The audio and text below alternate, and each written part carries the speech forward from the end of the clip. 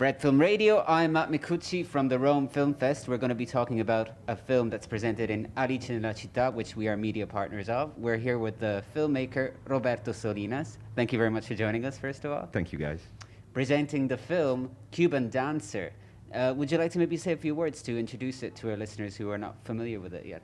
Well, I mean, Cuban Dancer is obviously a dance film about Alexis Francisco Valdez Martinez, who's a very talented Cuban ballet dancer. It follows Alexis and his family in their long journey to reach Alexis' goal of becoming a first dancer and entering a major US ballet company, starting from Cuba. When we started filming, they were living in Cuba. After a year and a half, more or less, of following them, they finally got a visa to reunite with a long-estranged sister who was living in Miami for 8 years. So they've been separated with this important member of the family for a long time. And we followed them, moving from Havana to Pembroke Pines, Florida. Yes. And then to Boca Raton when Alexis finally finds a school where he continues his study until reaching, I won't say reaching what, because I will spoil the film. We won't give everything away. Yeah. But, so you followed him for a few years? We followed them on and off for 5 years. Right. We've been following them more closely when we were in Cuba because we were living in Havana at the time, and so we've been filming continuously for about 8 months there. And then when they moved to the US, we have been on and off following every time there was a major counterpoint, a major step in their path, in their story. We were there present to follow and see what was going on. How did you meet him?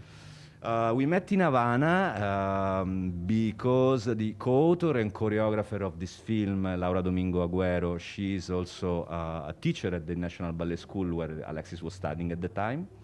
And he was a pupil of her, a student.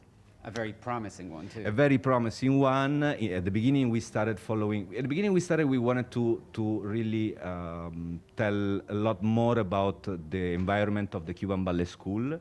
So it was more a choral kind of project. But then we narrow it down to one student because also we thought and we figured out that following one was a way to get more intimate in the story. Yes. And so it became not only a film about ballet, but a coming of age. Yeah, absolutely. And, speaking of ballet, though, were you always interested in it? Because it strikes me as, in cinema, ballet works so well. There's a tradition of films depicting ballet. Of course. But were you always Well, interested? I studied theater. I graduated in history of theater here in Rome, La Sapienza, many years ago. Right. My background is in theater and performing arts. In my work as a documentarian, I've mostly covered more social and political issues, but also cultural. I've done a film about Mario Monicelli. There's always been in my work a balance between politics and social issues and culture. Yeah, in fact, if I can just, the way that I saw this film was there's 3 layers. There's one that's the coming-of-age story of the protagonist, and there's the second, which showcases the dancing, but then there's also the socio-political situation that lurks in the background when we see the pivotal moment in which particularly Trump was elected as well. So that was also interesting to you. Yeah, this is not a political film in any way. No. But yes, when you talk Cuba-US, it's impossible not to have a background of what the situation is or was at the time when we were filming.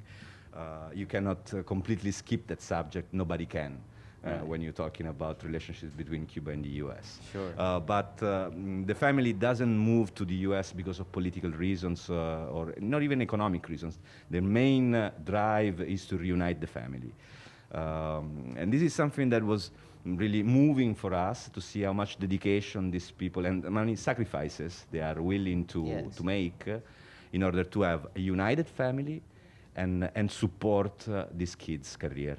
Yeah, and that's amazing, to see a family support their child and go in embarking in a career in the arts, it's actually surprisingly rare. So it's great to capture it on the screen. But were they happy to have you filming the entire situation? Well, I mean, as the film grew, we also our relationship grew. Oh, right. At the beginning, of course, they were more distant and skeptical about Yes. the process.